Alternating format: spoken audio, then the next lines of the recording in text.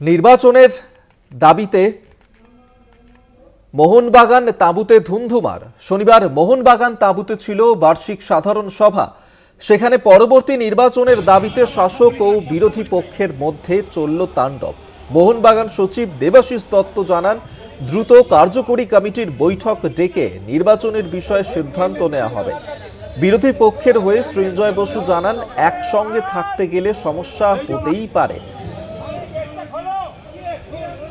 আপনাদেরকে আরেকবার জানিয়ে রাখবো, যেখানে নির্বাচনের দাবিতে মোহনবাগান তাঁবুর সামনে সেখানে যে ধুন্ধুমার পরিস্থিতির সৃষ্টি হয় সেই ছবি এই মুহূর্তে দেখাচ্ছি। দুই গোষ্ঠীর মধ্যে রীতিমতন চেয়ার ছোড়াছুড়ি হয়েছে এবং নির্বাচনের দাবিতেই সেখানে গন্ডগোল বাঁধে, বচসার সৃষ্টি হয় দুপক্ষের মধ্যে।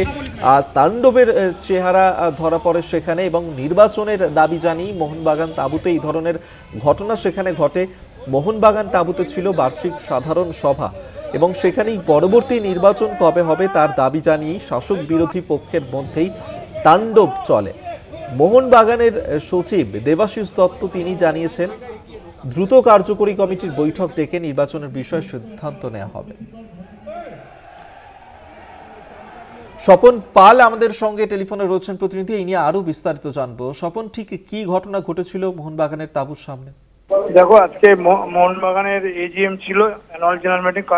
সেখানে একটা দুই পক্ষের, শাসক ও বিরোধী পক্ষের ভীষণ বাকবিতণ্ডা চলে।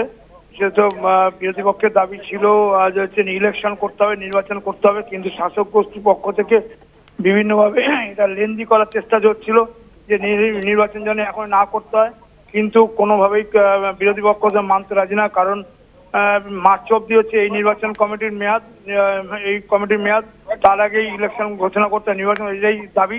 কিন্তু না করাতে তার যে বাকবিতণ্ডা হাতাহাতি হয়, চেয়ার ছেঁড়াছড়ি হয় মোহনবাগানের মতো ঐতিহ্য পূর্ণ ক্লাবে, যেখানে উমাপতি কুমার মতো দিকপালরা এই মোহনবাগান তাঁবুতে বিভিন্ন ঐতিহাসিক কিছু বহন করছে।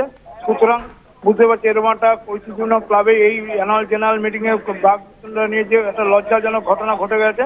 তবে আগামী ফেব্রুয়ারিতে কার্যকরী কমিটি মিটিং ডাকা হবে, সেইখানেই নির্বাচনের দিন ঠিক করা হবে এবং শাসক গোষ্ঠী দাবি সচিব দেবাশিস দত্ত বলেছেন বিশেষ আইনজ্ঞের পরামর্শ নিয়ে নির্বাচনের দিন ঘোষণা করা হবে।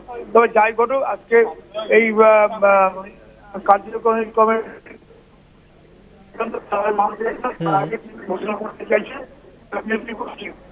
একেবারে অবশ্যই নজর থাকবে। আপাতত ধন্যবাদ তোমায়, স্বপন পাল আমাদের সঙ্গে টেলিফোনে ছিলেন প্রতিনিধি।